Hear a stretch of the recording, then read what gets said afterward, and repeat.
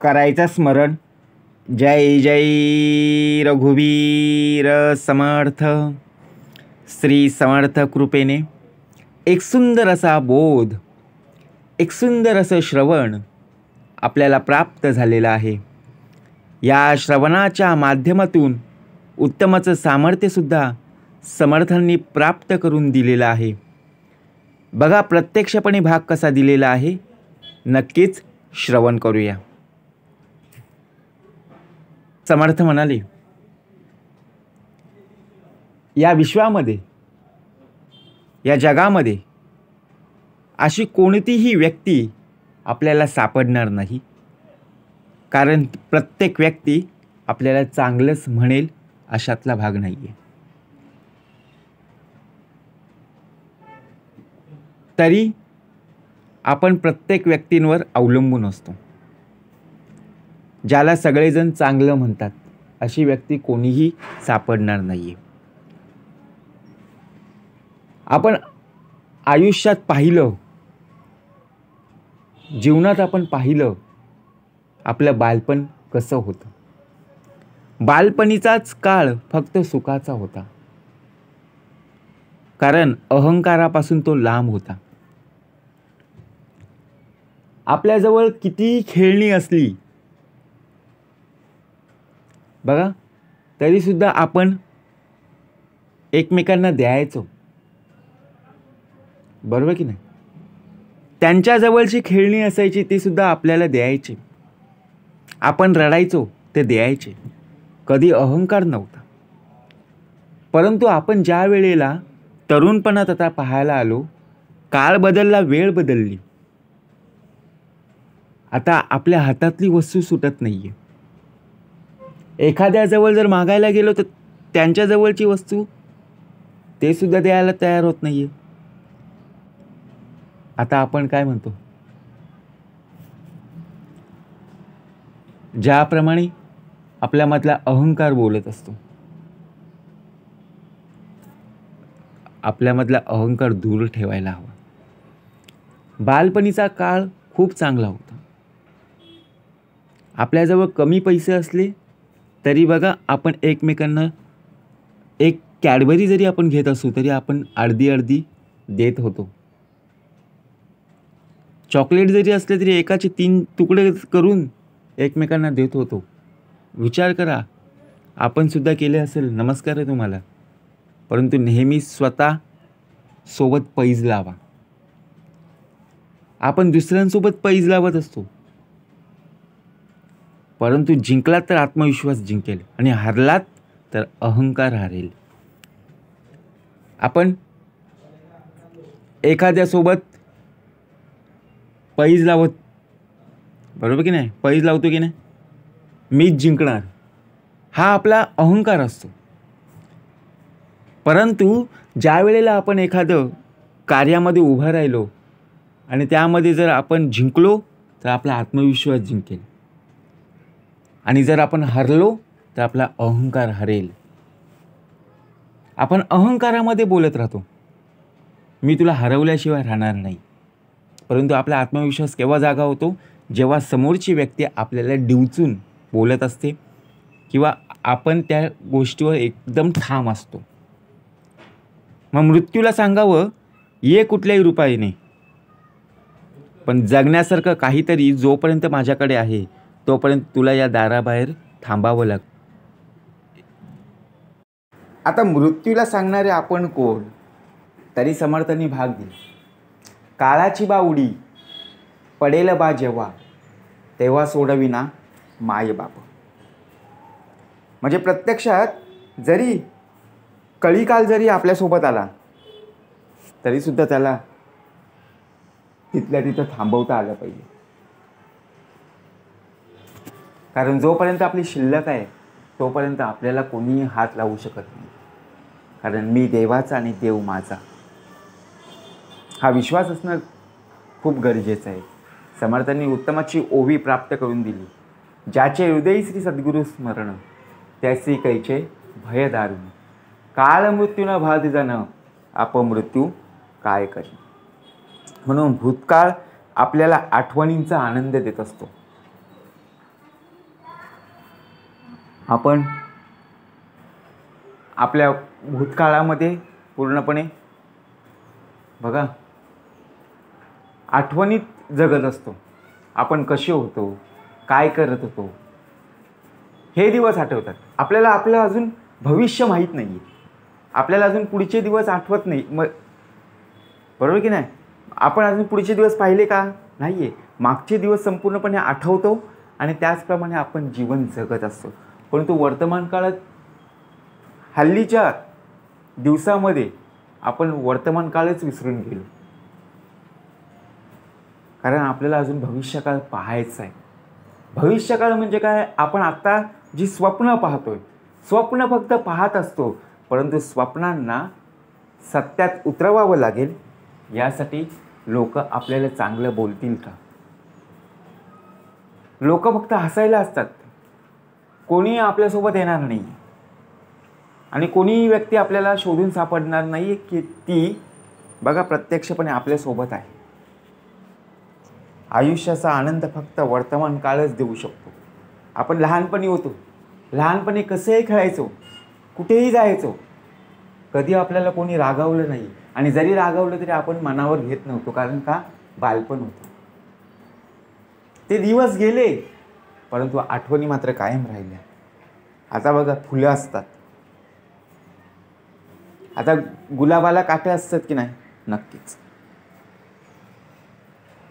म्हणून रडत बसण्यापेक्षा त्या काट्यांना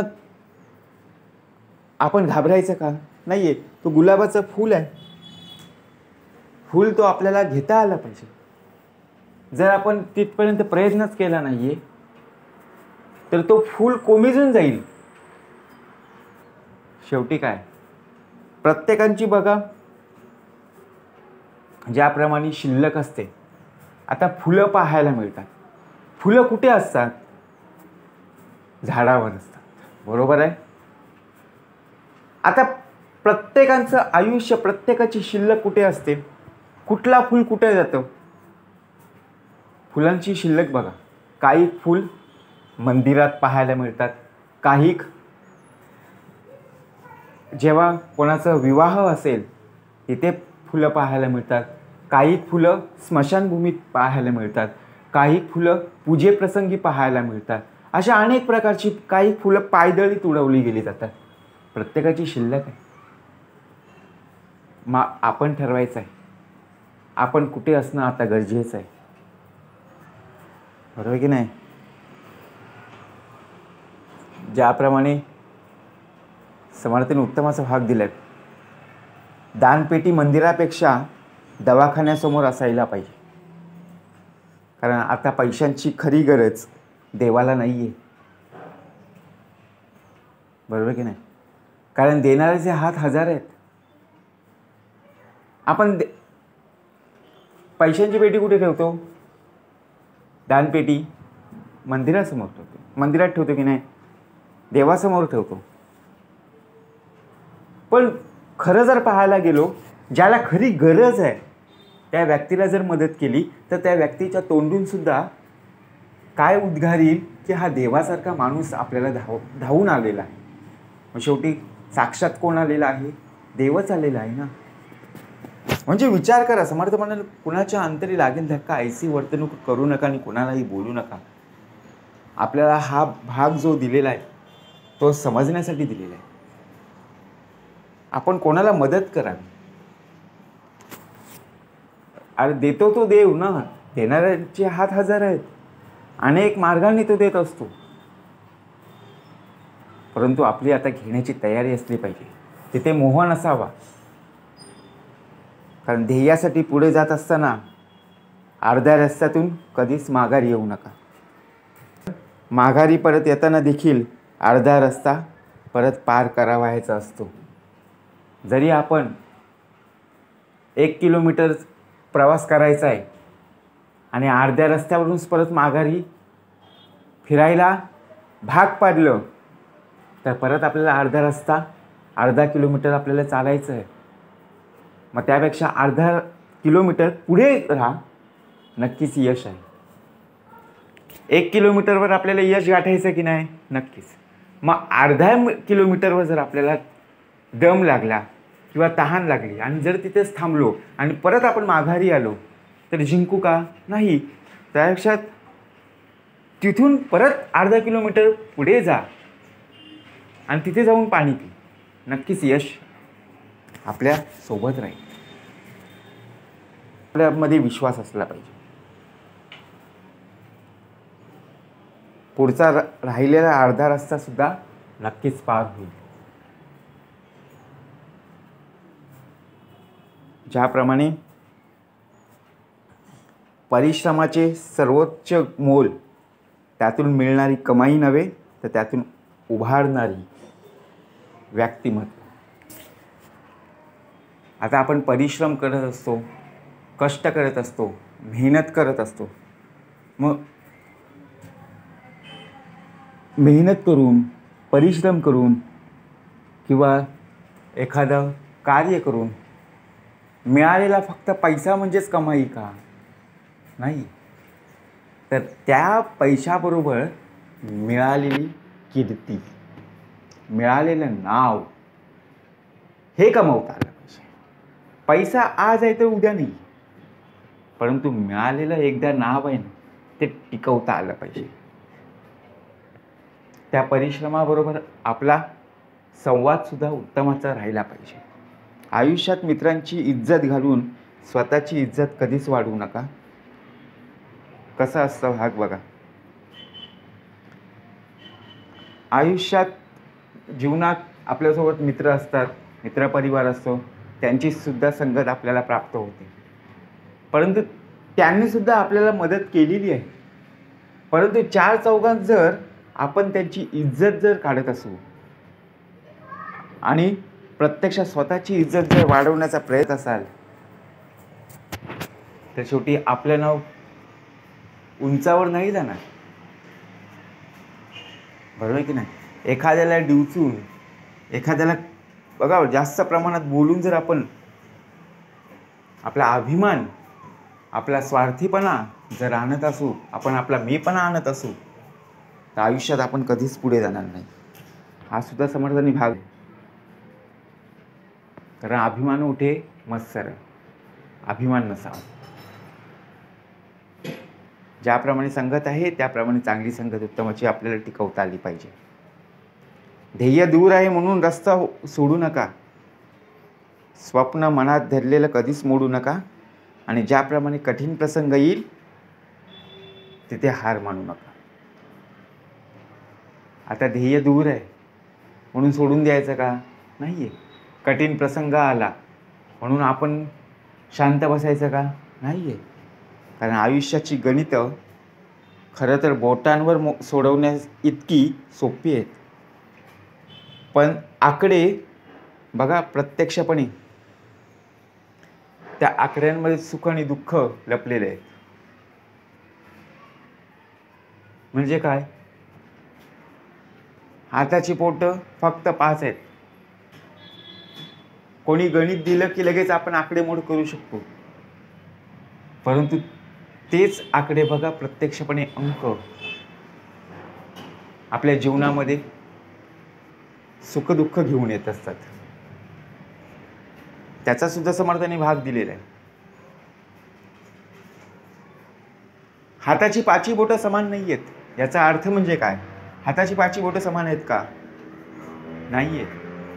प्रत्येक बोटाचा प्रत्येकाला कर्म दिलेली आहेत. करंगळी, मळंगळी, मदलबोट, चाफेकली आणि अंगठा, प्रत्येकाची वेगवेगळी कर्म आहेत. बरोबर की नाही? मग त्याचप्रमाणे आपल्याला सुद्धा कर्माचा भाग इथे दिलेला आहे. परंतु या मनुष्य देहाला कर्म बाजूला ठेवून ज्याप्रमाणे अपयश येत असतं, अपयश आलं की कोणी आपल्याशी बघा संबंध ठेवत नाही. लोक, मित्रमंडळी बाजूला सरतात. म्हणून आपण उत्तमतेने राहणं गरजेचं आहे आणि याचप्रमाणे श्रवण करणं खूप गरजेचं आहे. जय जय रघुवीर समर्थ.